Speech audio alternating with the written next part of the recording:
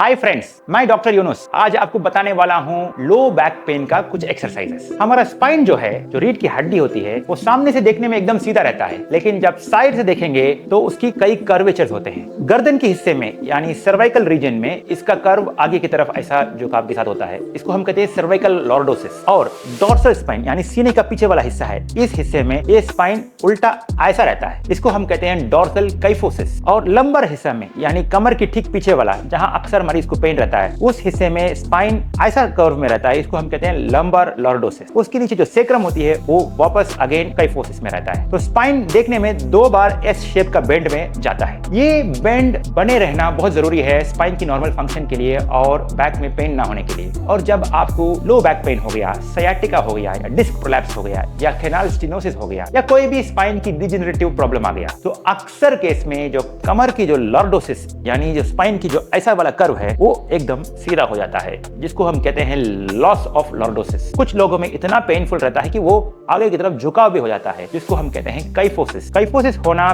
Pen को और बढ़ावा देता है, कमर को झुका देता है और आपकी जो प्रॉब्लम है और दिन बर दिन बढ़ती जाती है। इसको रोकने में डॉक्टर आपका ट्रीटमेंट करने के साथ साथ कुछ एक्सरसाइजेस प्रिस्क्राइब करता है। उनमें से सबसे इंपॉर्टेंट एक्सरसाइजेस को हम कहते हैं स्पाइनल एक्सटेंशन एक्सरसाइज। आज मैं आपको बताने वाला हूं कुछ एक्सरसाइजेस जो बहुत आसान है, आप अपने घर पर कर सकते हैं। अक्सर मरीज एक्सरसाइज के नाम सुनते ही बोल देगा मुझसे नहीं होगा, बहुत कॉम्प्लिकेटेड चीज होगा, मुझसे हो नहीं पाएगा। ऐसा बिल्कुल नहीं, ये आप अपनी घर पर कर सकते हैं। इसके लिए कोई स्पेशल इक्विपमेंट की जरूरत नहीं है और करने पर आपको ड्रामेटिक पेन रिलीफ मिलता है। आइए दोस्तों, हम देखते हैं इस तरह का एक्सरसाइज को एक एक करके। स्पाइनल एक्सटेंशन एक्सरसाइज करने के लिए आपको एक योगा मैट की जरूरत पड़ेगा। अगर ये नहीं है तो नॉर्मल मैट में भी कर सकते हैं, जमीन पर भी कर सकते हैं, कोई प्रॉब्लम नहीं। आपको पहले आपकी पेट की बल में लेट जाना है, यही स्टार्टिंग पोजीशन रहेगा। इस पोजीशन में आप एकदम बिल्कुल जमीन से धीरे धीरे करके इस पोजीशन में उठेंगे। आपके हाथ का पोजीशन बड़ा इंपॉर्टेंट है। फोर आर्म्स यानी हथेली दोनों आगे की तरफ ऐसा रहेगा, आर्म्स यानी एल्बो के ऊपर का हिस्सा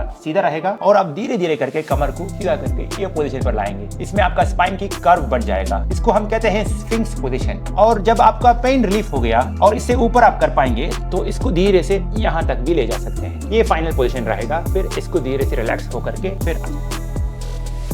फिर आप दोबारा उठेंगे, सामने की तरफ देखेंगे। अगर आपसे हो सकता है तो ये हिस्सा भी करेंगे। 5 सेकंड्स तक होल्ड करेंगे, फिर धीरे धीरे करके वापस लाएंगे। ऐसा आपको 25 रेपिटेशन करना है, 5 सेकंड्स का। फिर आपका ये एक्सरसाइज कंप्लीट हो गया। जब आपसे स्फिंक्स पोजीशन प्रॉपर्ली बन रहा है तो इसको हम थोड़ा सा और एक स्टेप आगे हम ले जाएंगे। इसके लिए आपको वही पोजीशन पे वापस आ जाना है, स्फिंक्स पोजीशन। एल्बो फ्लेक्शन में ही रखना है, कोहनी को जमीन पर भी टेक कर रखना है और धीरे से आपकी दाहिने पैर को ऐसा उठाएंगे, ऊपर होल्ड करेंगे 5 सेकंड तक। फिर धीरे धीरे धीरे करके इसको वापस लाएंगे और नीचे रखेंगे। फिर अब अगले बार दूसरे पैर से करेंगे, लेफ्ट पैर, इसको भी 5 सेकंड्स तक होल्ड करेंगे। 5 सेकंड्स गुजर गया तो धीरे धीरे करके इसको वापस लाएंगे, फिर आप छोड़ देंगे। ऐसा आप बारी बारी में दाहिने में 25 बार करेंगे और बाएं में 25 बार करेंगे। आपसे ये एक्सरसाइज आसानी से हो रहा है तो इसका अगला स्टेप हम जाएंगे। इसमें ये दोनों हाथ को बगल में रखेंगे, ऐसा और ऐसा, और एकदम जमीन से सीधा सामने की तरफ देखेंगे और देखते देखते एक पैर को उठाएंगे हवा में। 5 सेकंड तक ले देखेंगे, फिर नीचे कर देंगे और रिलैक्स हो जाएंगे। और फिर से चेहरे को सामने की तरफ देखेंगे और ये पैर को ऊपर की तरफ उठाएंगे। 5 सेकंड तक होल्ड करना है, फिर धीरे धीरे करके नीचे लाना है। इसमें ध्यान रखना है कि पैर उठाते समय घुटना मोड़ करके ऐसा ना उठाए, इस तरह उठाने से कोई फायदा नहीं है। इसमें घुटने का फ्लेक्सर भी इस्तेमाल होता है। हमें हिप जॉइंट का एक्सटेंसर को यूज करना है, यानी एक ग्लूटियस मैक्सिमस को यूज करना है। इस स्पाइन की जो एक्सटेंसर है, यानी जो कमर की बगल वाली मसल्स है, पैरास्पाइनल मसल्स, उसका एक्सरसाइज हो जाए तो घुटने को सीधा रख के उठाना जरूरी है, तभी इस एक्सरसाइज का सबसे इंपॉर्टेंट फायदा आपको मिलेगा। ये दोनों एक्सरसाइज जो मैंने अभी बताया, इसको करने के लिए आपको पेट की बल में लेटना जरूरी है और उसको करने के लिए तसल्ली से फ्री होकर के आपको एक जगह भी चाहिए। लेकिन कुछ लोगों में पेट की बल में लेटना मुमकिन ही नहीं रहता है। उनको इतना कमर झुका हुआ हो गया कि कभी वो पेट की बल में ठीक से लेट ही नहीं सकते हैं। उन लोगों से ये एक्सरसाइज नहीं हो सकता है, एटलीस्ट इन द बिगिनिंग। और अगर आप अपनी काम कर रहे हैं, उस वक्त अचानक से पेन आ गया, या आप अपनी वर्क स्पेस में हैं, अपनी ऑफिस में हैं, जहां इस तरह का एक खुली जगह आपको मिल नहीं रहा, तो ये एक्सरसाइज कैसा करेंगे? और अचानक से लो बैक पेन आ गया तो आप क्या करेंगे? उस समय आपको करने के लिए एक सबसे आसान एक्सरसाइज है स्टैंडिंग स्पाइनल एक्सटेंशन। इसके लिए आपको कुछ नहीं करना, एकदम रिलैक्स होकर के ठीक से खड़े हो जाना है, लंबा सा एक सांस लेना है और कमर की बगल में हाथ रख लेना और ऐसा करके पीछे की तरफ ले जाना है, कमर को आगे ले जाना है, यानी कूल्हे का हड्डी को आगे ले जाना है और शरीर को पीछे ले आना है। ये पोजीशन बनने के बाद 5 सेकंड्स तक होल्ड करना है, फिर रिलैक्स हो जाना है।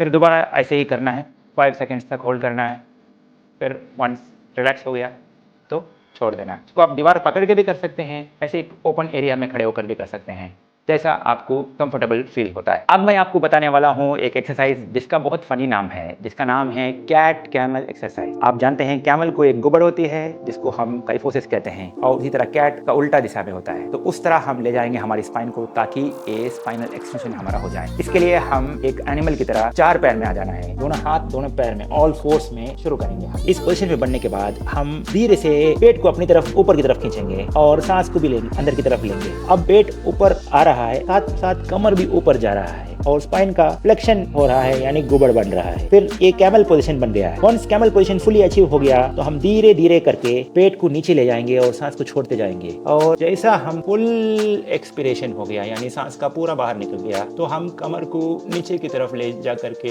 कंधे और कूल्हे को पीछे की तरफ खींचेंगे और स्पाइन का एक्सटेंशन करेंगे, जैसा एक कैट पेंडिकुलेट करती है। फिर ये पोजीशन बनने के बाद मैक्सिमम पोजीशन में हम होल्ड करेंगे 5 सेकंड्स, फिर धीरे धीरे धीरे करके हम वापस सीधा होंगे, फिर कैमल पोजीशन पे पहुंचेंगे। कैमल पोजीशन पहुंचने के बाद वहां पर होल्ड करेंगे 5 सेकंड्स, फिर धीरे धीरे धीरे करके हम वापस जाएंगे नीचे की तरफ, फिर अगेन कैट पोजीशन आ गया। फिर हम धीरे धीरे करके वापस सांस लेना शुरू करेंगे और पूरा फेफड़े में हवा भरने के बाद हमारा गुबड़ वापस बन गया, कैमल का पोजीशन आ गया। इस तरह का आप 25 रेपिटेशंस करेंगे एंड ये हो गया कैट कैमल एक्सरसाइज। जब आप स्पाइनल एक्सटेंशन एक्सरसाइज अच्छे से करने लगेंगे तो इसका एक स्टेप आगे आप ले जा सकते हैं, जिसको हम कहते हैं सुपरमैन पोज। इसके लिए आपको एकदम पेट के बल में लेट जाना है और हाथ दोनों को साइड में रखना है, जैसा हमने शुरू में किया। सामने की तरफ देखना है और दोनों पैर को एक साथ ऊपर करना है।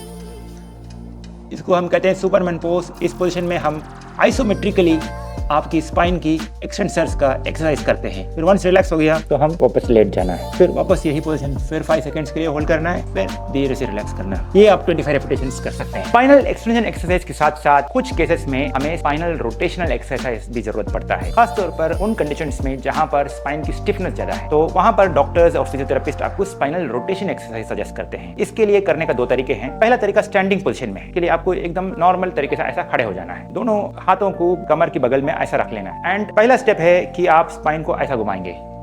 इसमें आपका डोर्सल स्पाइन, यानी जो सीने की ठीक पीछे वाला स्पाइन है, वो एक्टिवेट हो रहा है, वो रोटेट हो रहा है। इसमें आप देखेंगे कि ये दाहिना कंधा है आगे आ रहा है, बाएं कंधा है पीछे जा रहा है। स्पाइन जहां है वहीं का वहीं है। ऐसा झुक कर करना नहीं है, ये गलत है। ऐसा करना नहीं है, ये गलत है। एकदम सीधा पोजीशन, सिर, सीना, कमर और पैर एक लाइन में आना चाहिए और हाथ को बगल में रख करके ऐसा घुमाना है। दाहिने कंधे आगे आ गया, बाएं कंधे पीछे चला गया। ये पोजीशन बन गया तो 5 सेकंड्स होल्ड करिए, फिर वापस आ जाइए। फिर दूसरी तरफ करना है। लेफ्ट शोल्डर अब बाहर आ गया, सामने की तरफ आ गया, राइट शोल्डर पीछे जा रहा है। ये आपको 5 सेकंड्स होल्ड करना है।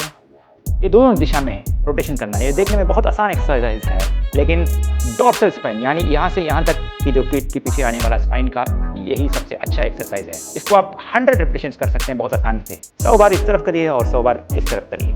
जब ये होने लग गया, इसी को हम लेटे हुए हालत में कर सकते हैं। इसमें स्पाइन की मसल के साथ साथ हिप में एक मसल है पाइरिफॉर्मिस, उसका भी स्ट्रेच हो सकती है। इसके लिए आपको एकदम नॉर्मल तरीके से लेट जाना है इस तरह, और दोनों हाथ को बाहर की तरफ फैला देना है, 90 डिग्री में नहीं, 45 डिग्री में। जब ये हो गया तो आप ये जो दाहिने पैर है इसको फोल्ड करके इस तरफ लाएंगे और जितना हो सके कंधे को जहां पर जमीन पर लगे हुए हालत में रखें। इस पोजीशन में 5 to 10 सेकंड्स होल्ड करेंगे, फिर धीरे से रिलैक्स हो जाए और यहाँ पर वापस रख देना। फिर अब हम लेफ्ट पैर में यही काम करेंगे। इसको ला करके ऊपर की तरफ से क्रॉस करके ऊपर लाएंगे। ये करते समय ऐसा हम पलट नहीं जाना है, ये जो शोल्डर है उठने नहीं देना है, इसको भी जमीन पर ही लगे रखने की पूरा कोशिश करना। तब जाकर के स्पाइन में डॉर्सल और लंबर जंक्शन में रोटेशन होती है और यहाँ पर हिप जॉइंट में जो पाइरिफॉर्मिस नाम का एक मसल है, short muscle, short lateral rotator होती है, उसका भी एक्सरसाइज होगी। इसको हम रिलैक्स करेंगे वापस। इस तरह आप 25 टाइम्स यहाँ करेंगे, होल्ड करेंगे 5 to 10 सेकंड्स, फिर वापस रखेंगे और 25 टाइम्स इस तरफ करेंगे, होल्ड करेंगे 5 to 10 सेकंड्स, फिर वापस।